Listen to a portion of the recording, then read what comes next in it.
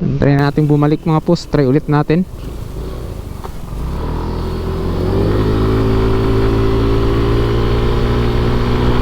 Ang tagal lang. Hindi ako sanay. Kasi ang NMAX natin mabilis eh.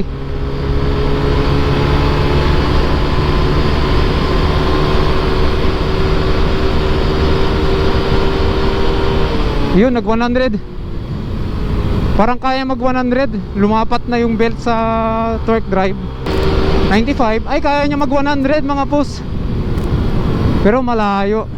At yan mga pus, babaklasin na natin to. At ilalagay natin itong torque drive. Pero bago natin babaklasin, ito muna yung kailangan yung tools. Kung meron kayo, impact, size 10 na socket, size 8 para sa mga crankcase, tapos para sa torque drive, yung nut na malaki, yung 39.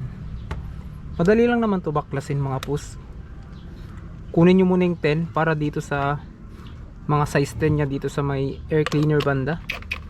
Stock pa to lahat, kaya size 10 at 8 pa rin. Apat yan, pero nawawala yung isa ko. Siguro through vibration, kaya nawala. Tapos kukunin mo yung size 8, tatanggalin lahat doon sa crankcase. Tapos to, nakasuksok dito. Apat lang pala yung ating crankcase kasi through vibration, syempre nahuhulog yung iba. Pagkatanggal lang ating crankshell, yan na. Ito lang yung tatanggalin natin. Kailangan pa pala ng 24 para dito sa torque drive nut.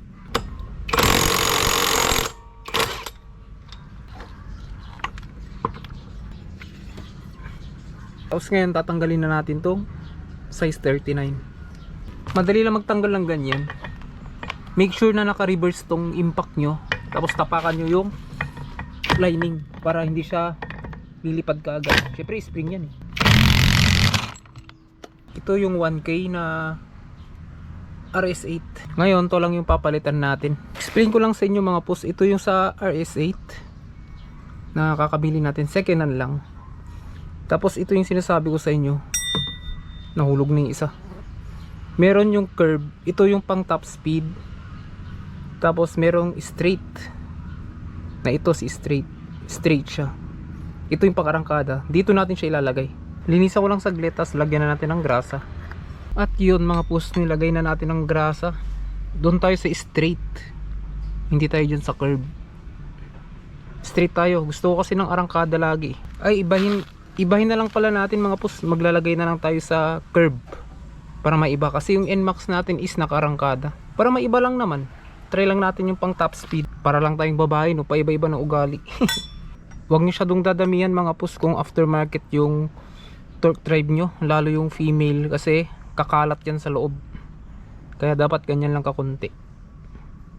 Legit yan, proven and tested. Same lang yung process mga pus. Paano mo siya tinanggal dun sa stock mo, same din. Ganon din yung paglagay mo.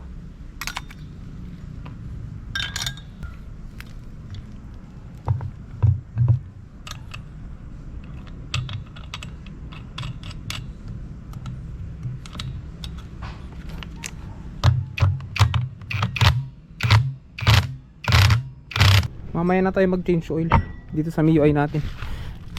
Unahin muna natin to. Rotation ng belt dapat tama, pa left. At mas mataas siya dito kaysa sa stock. Lubog yung stock eh. Baka merong mag-bash dyan. Hindi ko na siya nilagyan ng grasa sa may torque drive bearing kabilaan kasi may grasa pa naman siya. Ilalagyan kasi ng grasa yan mga pus. Tapos dun sa dulo yung maliit. Pero okay pa naman. Meron siyang laman. Kaya hindi na natin nilagyan.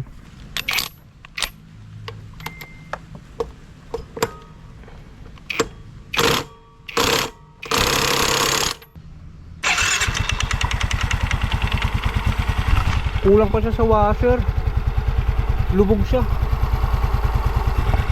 Kung hindi siya nakataas mga pus, hindi siya nakaibabaw sa pulley, torque drive yung belt, kulang ng washer to sa harap kasi naka-washer lang ako ng 1mm eh. So kailangan niya 0.5 sana, pero wala tayong washer eh, kaya ganyan na lang muna. Testing na natin mga pus. Isasauli ko na lang yung mga side cover niya. tapos yung mga andito, tapos try na natin sa daan. Try na natin bumalik mga post, try ulit natin.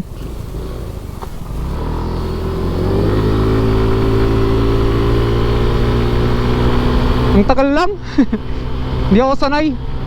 Kasi NMAX natin mabilis eh.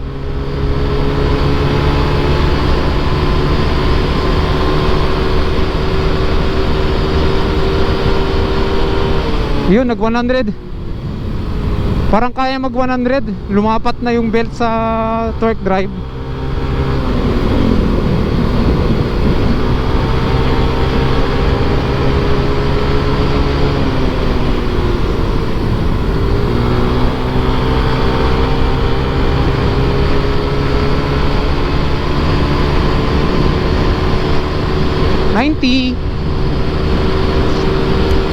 $95. Ay, kaya niya mag 100 mga pus. Pero malayo. Pero yung dati nating setup dun sa dito sa MIUI natin, na tinanggal ko, yung nakikita nyo yung dati kong video, yung nagwa 110 tayo, kaya ko tong ilabas yung kanyang top speed na 110 or more, siguro 115 gapang. Kasi naka-torque drive na. Iba na talaga kung naka-torque drive ka kasi mga pus eh. Kasi mas buka na siya at mas close. Ibig sabihin, pipili ka talaga doon kung top speed o arangkada.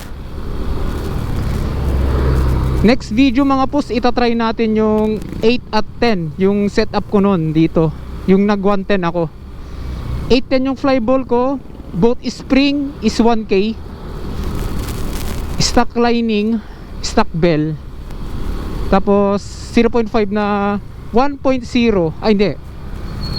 At 1.0 na magic washer. Magwa 110 to or magwa 115 yung uhula ko hanggang dito. Dito. Yan. At yun lang mga pus, sana may natutunan kayo sa vlog na to. Hindi ko na in-example yung arangkada niya kasi ganun lang din, para siyang stock pulley. Kung isa-isahin natin yun mga pus. Yun lang mga pus, salamat sa panonood at peace out.